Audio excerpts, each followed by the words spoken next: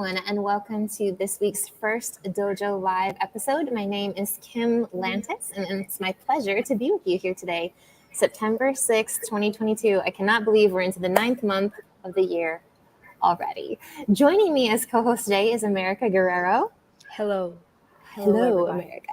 And of course, today's guest, the most important person of the show, John Green, who is CEO and co-founder of Nada. Thank you so much for joining us today, John. Hey, thank you guys for having us. I really appreciate it. Joining us from Dallas, Texas. So really excited. Some of the best food. And yes, cool. So we're here to talk all about Nada, to learn from you as an expert in your space and what you're doing, a space that you're kind of creating. And so we're really excited to learn from that, all about real estate and what that looks like. But before we do, we'd like to get to know you a bit better. John, your background, your passion, and kind of what's led up to Nada. Please share more. Yeah, I appreciate that. Thank you for the opportunity again. So I myself is kind of best summarized in two parts. I am from a very small town in North Louisiana, one with very limited opportunities. And my way out was really my first entrepreneurial experience.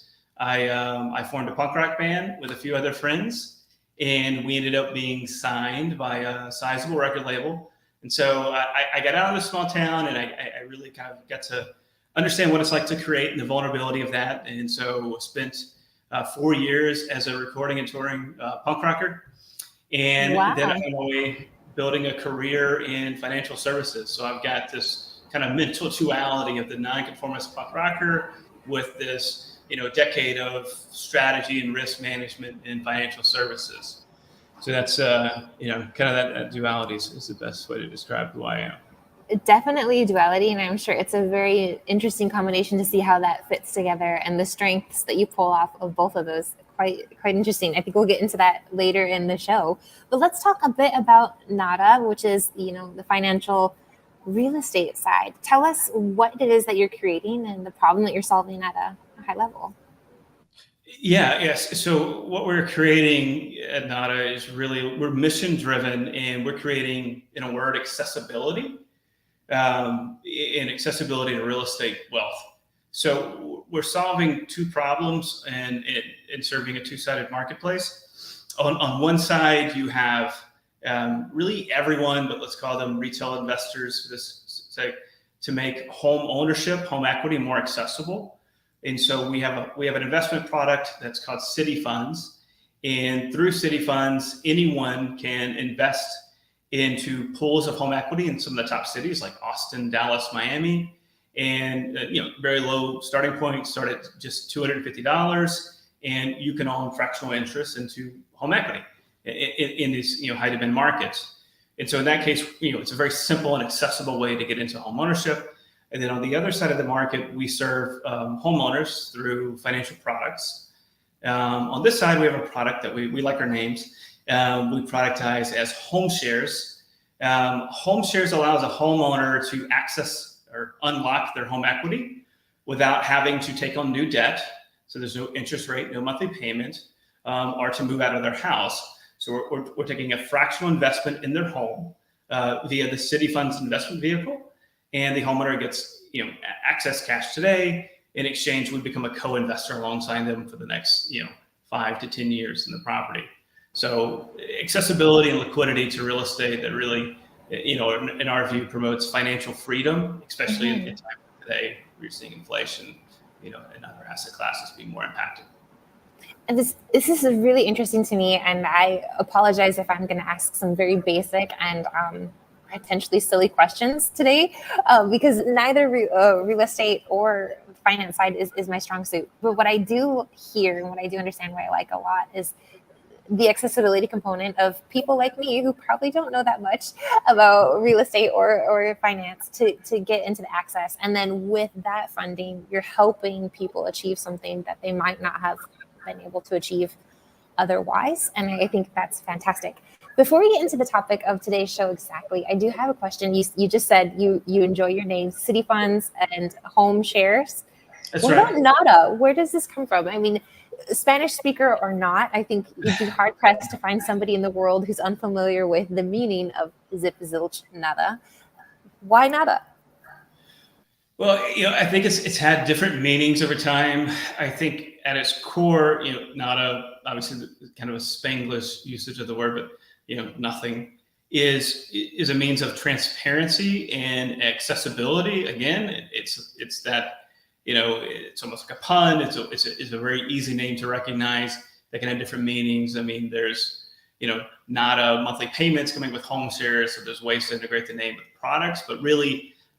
To me, and I think to people that are experiencing, I hope it means to them that, we're not gatekeepers of data or of the kind of the language that exists within real estate itself that's so exclusive. Our intent is to be incredibly inclusive and engaging with all customers. And I hope that that's what's really picked up from the name Nada Nothing. Makes a lot of sense. Thank you so much.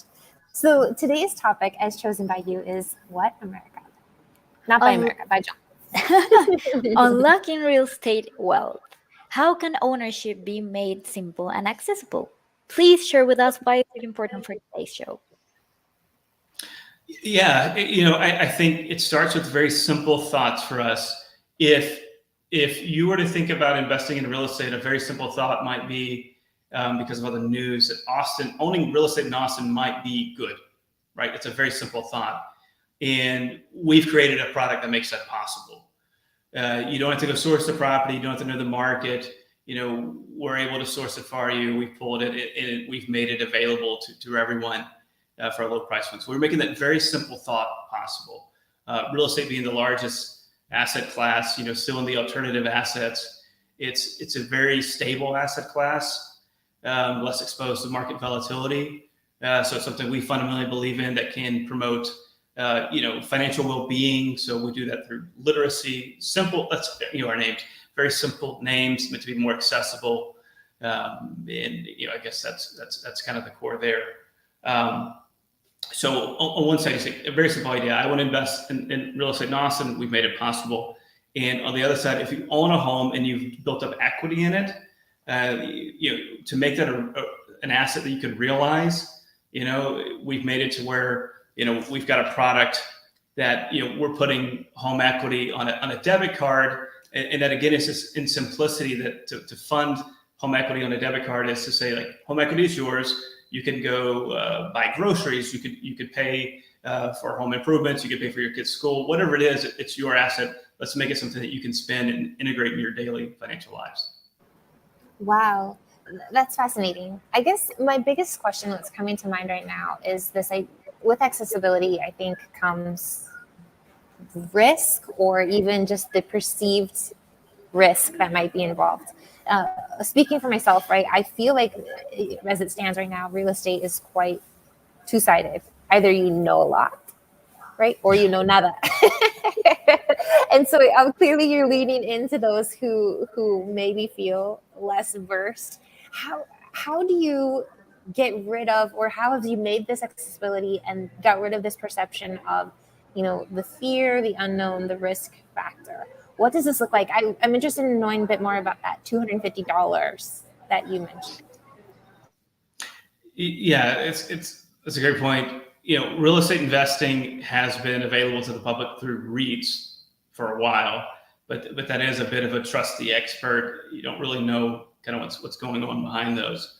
And so with us, it's really, technology is a means of creating user experiences and being transparent in our products, so that anyone that has that kind of like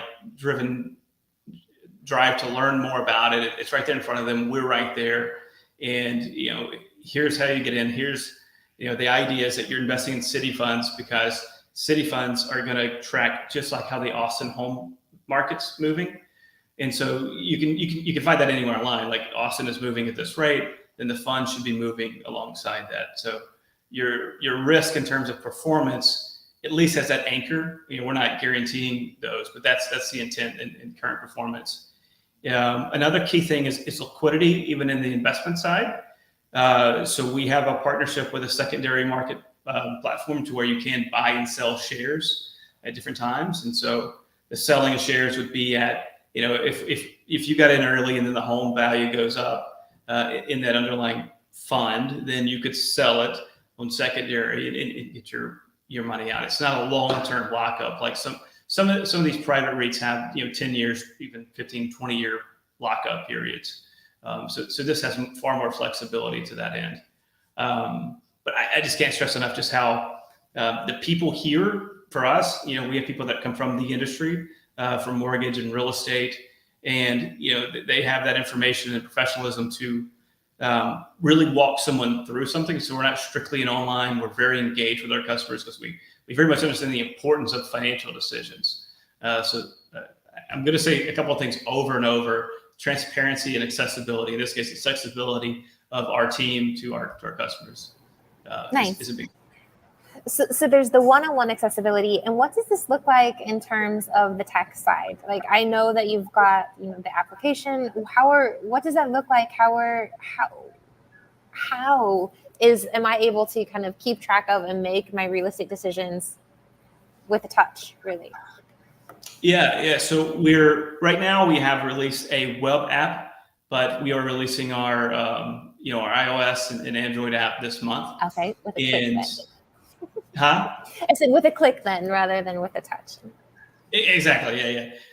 But your question is perfect. I mean, the idea is to be, we want to be the relationship with the consumer with real estate, whether it's investing in it, it's financing it, or it's banking. So spending so it really should look and feel, and this is how we've designed it, to where if you're investing in a city, it looks and feels like you're investing in a stock, and you can buy and sell, and you can have the information in front of you. It's very familiar to you. Again, it's very simple in that way.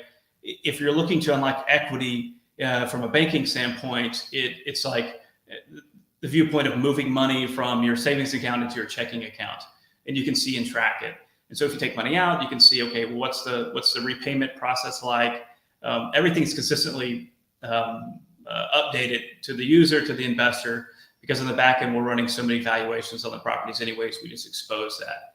So the way we say it, it's the one app for real estate. It's a finance app. Invest it, spend it, finance it. Very cool. Now, you use the term investing in a city.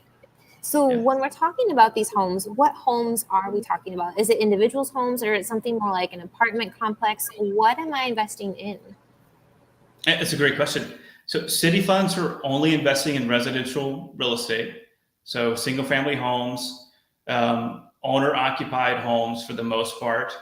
Say 80%, of the mix are owner-occupied. But in all cases, they're single family residents. And that, again, is really the index-like nature of the city funds, is to get into the core housing stock in each market. So each market has really your kind of majority homeowner price point. And so that's what we're getting into, so that it's less volatile. We're not going to go in Dallas and invest in a $2 million home. There's some volatility that could be great, could be more volatile. Same thing on a very low end. So we're really in that median price point, and again, single family homes. Interesting. So like my $250 of a city fund then makes the equity that homeowner accesses available. And then if it comes time to sell or whatever, I get my profits, or how does this work exactly? What's the relationship? Yes. So City Funds' relationship to home shares is City Funds is financing for home shares. Okay. The home shares homeowner often does have interest in investing in City Funds as well on our platform, but it's not a necessity. The two can be separate in that regard. In City Funds, they're pooled REITs. They are REITs. They're marketed and designed a little bit different and more accessible.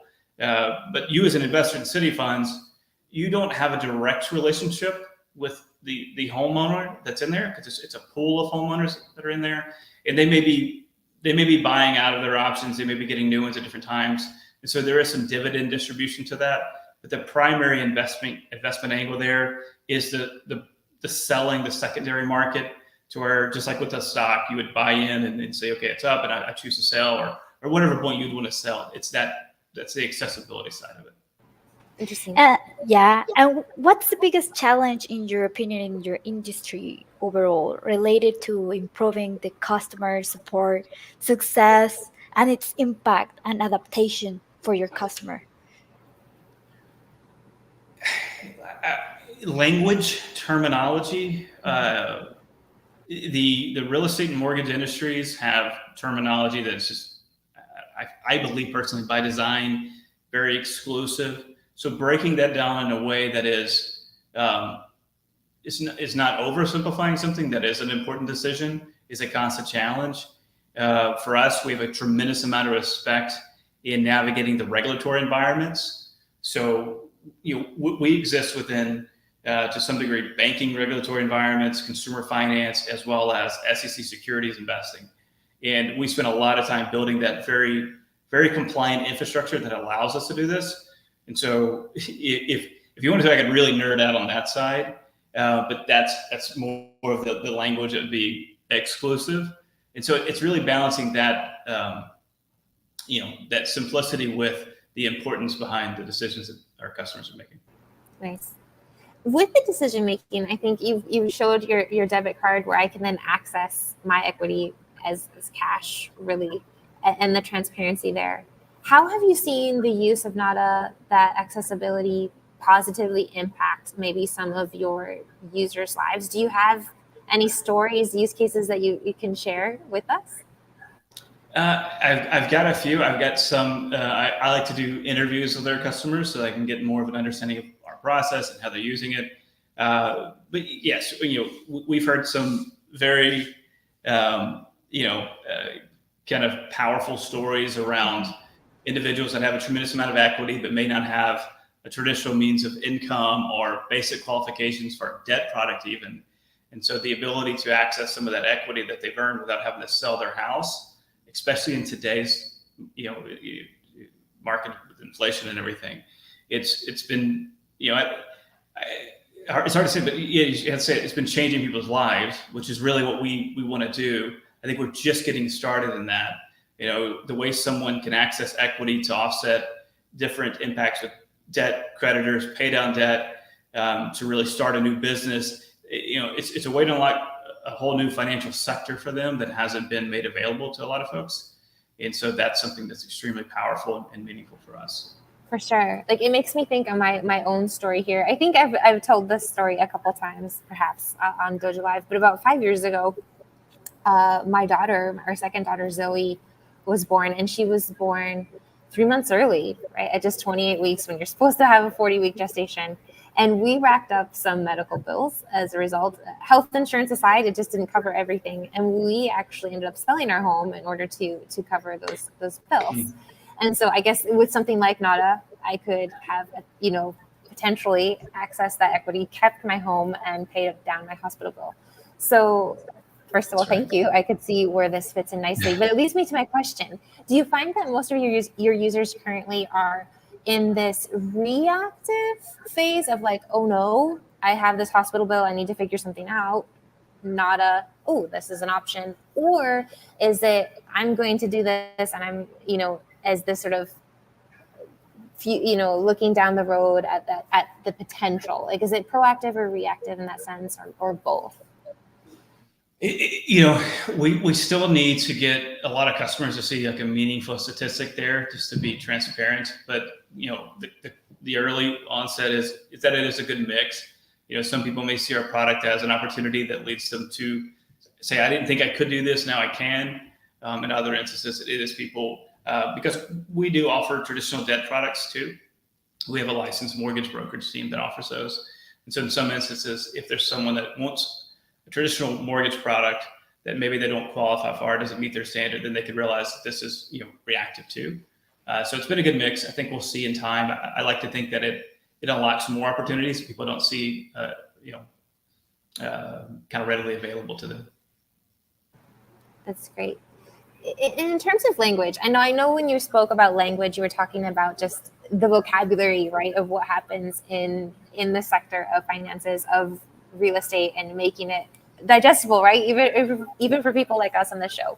But what about terms of spoken languages, English, Spanish, some of the demographics of your users, maybe being based out of Texas, knowing that that's quite, there's a lot of, Spanish and Latin influence in your communities. What does this look like? Who's really most benefiting from something like NADA?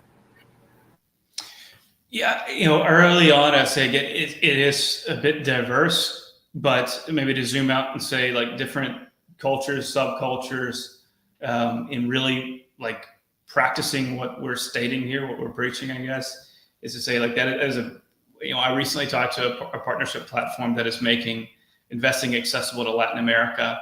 And how are they doing that? It's really in a community environment that's very specific to language and culture, that's educating. And so we really want to participate in that, but we don't want to just run into that. We want to take time to fully understand how to integrate these other communities to make it more accessible. So I think there's a tremendous amount of opportunity to add more diversity and inclusion. And it's part of our roadmap. I mean, even from the ability for kids to have a trust-based investment, to put money into real estate is something that's very important for us too. Yeah, or I think in certain communities where the nuclear family isn't quite so small, right? That extends out larger. Is there options, or are you looking at things like co-ownership, or what might that look like as well? So I don't know that I can say we're doing anything right now with co-ownership. We have some interesting ideas to do with the debit card has additional financial components where cash back can be something that we pass through our interchange. And so to have that rolling into an investment fund, so where someone was, for example, paying rent month over month, part of the money's actually going into home ownership. So they're building that up. Those are products that we're thinking about releasing. And kind of across the board, where can we integrate just daily basic life activity and spending, living, et cetera, that could promote financial wealth and development is paramount. Nice. It seems to me that your company, that it genuinely cares. And a lot of that care you mentioned comes through conversation. How are you kind of building out your business models, or what's your approach as a company to understanding your users better? Not only what they're doing now, but, perhaps needs or these unidentified needs that they might not even know that they have. What's your approach? What's your process for that type of discovery? Today we have a small community being built up on Discord. It's a really good interactive channel. So there's that. We as an operating company, we took on almost 4,000 retail investors when we were raising an equity round prior. So we have a large community in that regard. And there's different investment platforms that are SEC monitored for those type of engagements. And so we engage that community quite a bit. Across the board with, whether it's chat communication on the site, email communication that's constant, we try to make ourselves more available, but we do want to really grow Discord and create additional, more expansive channels like that to where someone can access any of us. It's kind of like a lens into how we're thinking, and the same thing for us to get back from them. But those are the current channels that we're. And in that way, are you even building like a community of users and investors, and like not just learning with you, but they're learning and moving amongst one another, I imagine? Yes, that's something we definitely believe in is really the network effects of that. So a bit of the virality, whether it's communication and sharing the application, because you could share points that can turn into shares in real estate, or you're an ambassador because you got in early and you want to talk about your T-shirt. We have these I Own Austin, I Own Miami T-shirts that people love that promote conversations where people can talk about, and we hope that they're ambassadors because they're proud of what they're a part of, and that's been one of the most exciting parts of what we've seen so far. There is a great community there. Perfect. That's really exciting, and I think that leans heavily into your company culture, which is really, we're already at the final few minutes of today's show, and wanting to kind of lean it back, right, into NADA, the company that you're building. What is it like to work with NADA? Like, what are you building as your company culture that maybe you might share with other leaders like yourself to say, this has really worked for me, give it a try? Yeah. So culture, as a strategist and a nonconformist, the battle, you can't plan for culture.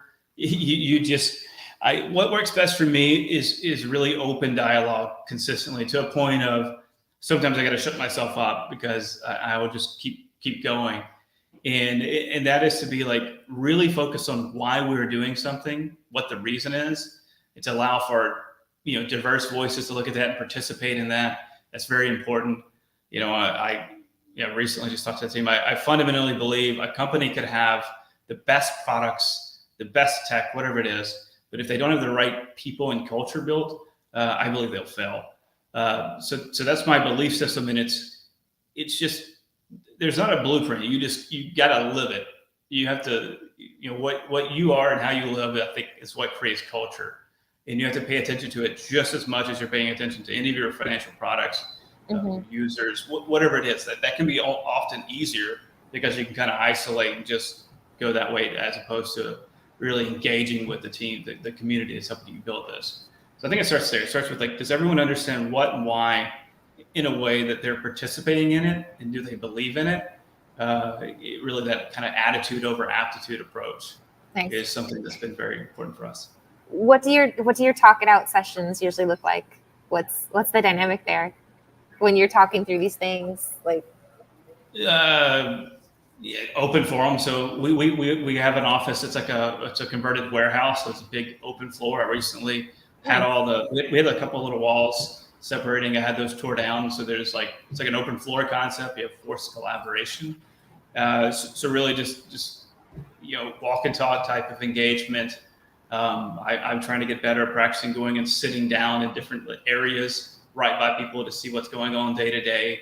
But it is just really open. It's a warehouse, so it makes it very engaging in that way.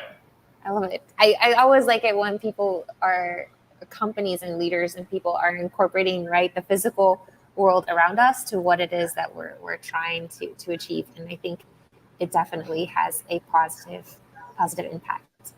So any one last kind of final words of wisdom as you're venturing into this, as you're creating a niche that is somewhat new, maybe words of what not to do? Have you found out that, I tried this and it didn't work for me? Yeah, I mean, a ton of stuff. So I don't know if we have enough time for all the things we tried, but maybe most like high level is, for me, finding when you see something that's like a market exploitation, like kind of a seizing an opportunity like that really never works for me. I've always found that sticking true with like a fundamental conviction and a strong conviction in what you're trying to do, it's trying to stay focused on that at different levels is really most important. Building a startup, especially, I'm a little bit older. I've got 2 little kids and an amazing patient wife. It takes a lot. It's really hard. It's isolating. And I think you really have to think, is it something you believe in? And do you believe you can make a difference? And without that, you might be getting yourself into something that you don't want.